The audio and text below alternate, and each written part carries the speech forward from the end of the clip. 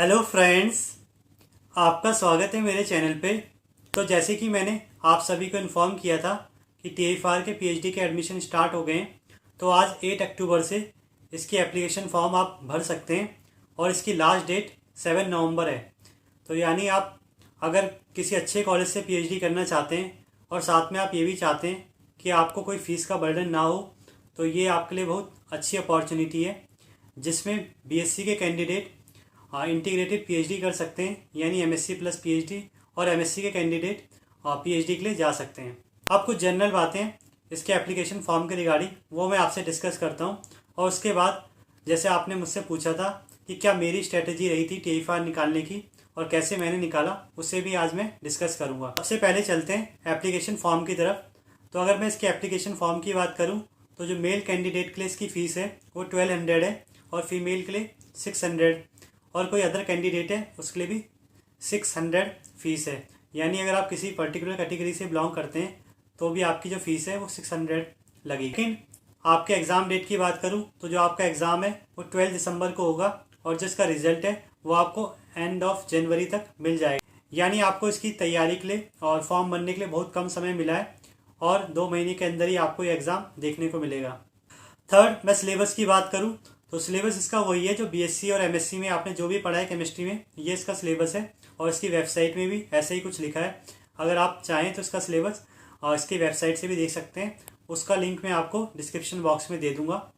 और इसका जो पेपर है दोनों के लिए सेम आता है, चाहे वो बीएससी का कैंडिडेट हो चाहे वो एमएससी का कैंडिडेट हो, तो इस बात का भी आप ध्यान रखें। फोर्थ, मैं बात करूँ अगर एलिजिबिलिटी क्राइटेरिया की, तो अगर आप पीएचडी करना चाहते हैं तो आपकी एमएससी कंप्लीट होनी चाहिए या आप फाइनल ईयर में होने चाहिए, और अगर आप इंटीग्रेटेड पीएचडी करना चाहते हैं तो आप या तो बीएससी फाइनल ईयर में होने चाहिए या आपकी बीएससी कंप्लीट होनी चाहिए। फिर फेलोशिप अमाउंट की बात करूं तो आपको वही फेलोशिप मिलेगी जो नेट गेट के दौरान पीएचडी स्टूडेंट को मिलती है, और साथ में आप इस चीज़ का भी ध्यान रखें, इस फॉर्म को भरने के लिए और यहाँ एडमिशन लेने के लिए आपको किसी भी नेट गेट की रिक्वायरमेंट नहीं है।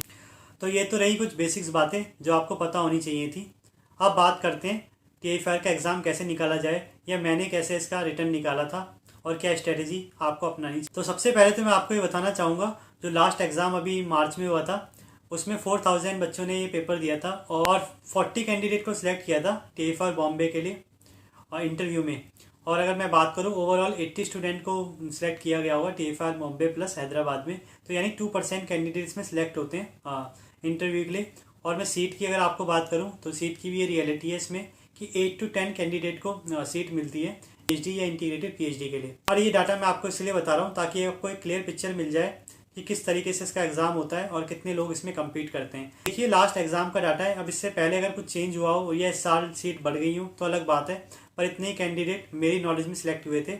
सेकेंड, स्ट्रैटेजी के लिए अगर आपको मैं बोलूँ, अगर आपने नेट गेट अच्छे से पढ़ा है और नेट गेट का अगर आप सिलेबस अच्छे से आपको आ रहा है तो यही सेम सिलेबस आपको TFR के लिए तैयार करना है और उसके बाद उसका रिवीजन आप 2 से 3 बार कर लें।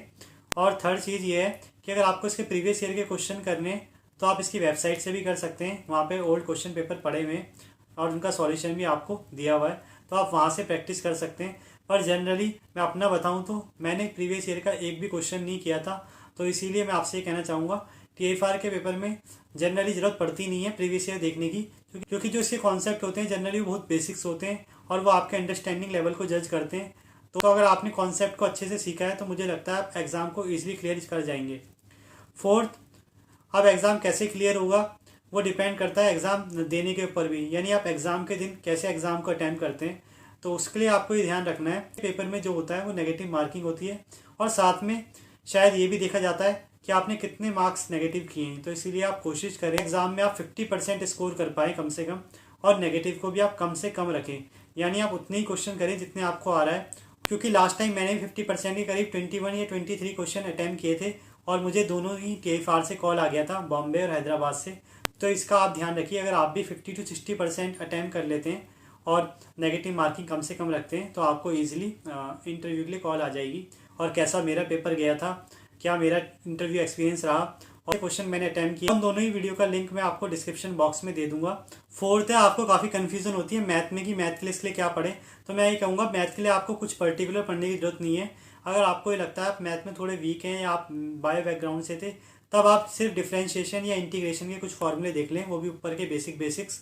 तो आपका इजीली मैथ के क्वेश्चन भी हो जाएंगे। इसमें मैथ की भी इतनी ज़्यादा हाई फाई क्वेश्चन नहीं आते कि आपको ये लगेगा कि आप मैथ के क्वेश्चन बिल्कुल भी अटैम्प्ट नहीं कर पाएंगे।